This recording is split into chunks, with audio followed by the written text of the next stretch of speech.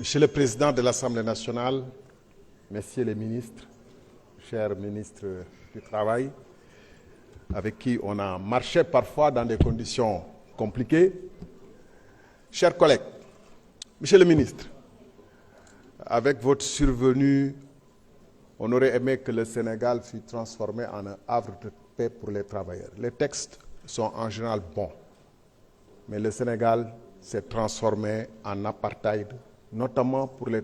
travailleurs du secteur public et parapublic. Et vous savez de quoi je parle. Dans plusieurs structures, près de 30 structures du secteur parapublic,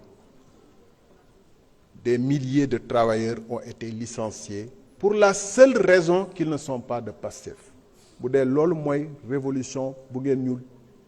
promettre ñu ne révolution bi moom jëriñul askan wi. Et ma joxe ay firnde yi ci yées mooy FERA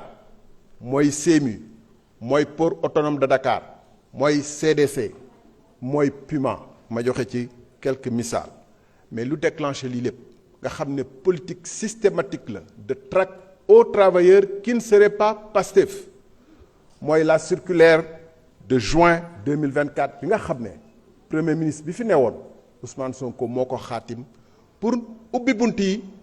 ñu liquider waale entreprise de presse yi ndax convention yi liquider waale travailleurs yi liquider yeneen contrat ba ko defee ñu jël di prétexter ci licenciement pour motif économique c'est lâche et c'est injuste directeur général bu ne chef de structure bu ne jàpp ni moom liñ ko dénk du sénégalais ñoo ko moom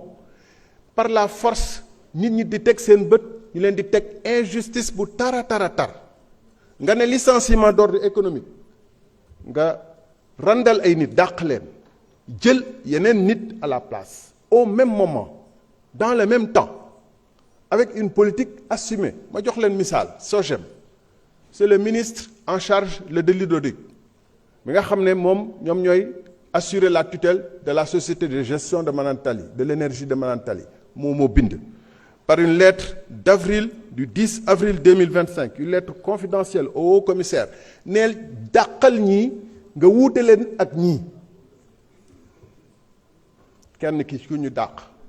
il avait sa famille il était tranquille day charbonnier la day jaay charbon parce que ministre Cheikh Tidiane Dièye nee na nañ ko dàq jël yeneen sénégalais yi nga xam ne ay Pastef lañu am na ay photogas yi mun naa leen ko jox mais je préfère ne pas montrer ces personnes ne ñu dàq ay sénégalais yu nga xam ne dañu amoon seen CDI kii ma wone fii dafa amoon CDI ministère de l'hydraulique ñu jël ko SOGEM mu démissionné CDI ministère hydraulique ñu jël ko SOGEM ak CDI sans aucun droit en violation parfaite de l'éthique de la dignité humaine de tout sens de justice en violation du code du travail que nous sommes en train aujourd'hui de voter ñu dàq ko SOGEM moom ak juróom-ñaari ñeneen naataangoom yoo xam ne ku nekk sa kër tas na PUMA ñu dàq fa ñu bëri am na ñoo xam ne juróom-benn 8 travailleurs licenciés ñoo nga xam ne ñu ngi doon fayeeku 3,6 millions la coordinatrice docteur Samb dàq leen jël juróom-benn ñeneen ñu dàq juróom-ñett yu doon fayeeku 3,6 millions juróom-ñett ñeneen ñoo xam ne ñu ngi leen di fay 7,350 millions au motif de licenciement d'ordre économique c'est de la violence c'est de l'injustice c'est de l'apartheid c'est ça la révolution dàq ay nit toroxal leen sans aucun sens humain sans aucun sens éthique après ngeen ñëw fii taxaw di tari ay aaya c'est totalement du lii c'est pas pour ça que vous marchiez c'est pas pour ça et vous l'avez reconnu d'ailleurs vous le reconnaissez qu'il y a une injustice parce que vous avez sorti une autre décision circulaire en date du 31 juillet 2026 récemment pour dire qu'il faut arrêter ce massacre-là mais entre-temps c'est le même président qui était là bañ ko def yëg na ko xam na ni ñu ngi toroxal ay sénégalais ñu ngi jël ay pères de famille qui sont faibles, qui ne sont protégés que par la loi et le droit, qu'on piétine, qu'on transforme en charbonnier. Modou Gaye, je peux vous donner ses contacts, charbonnier.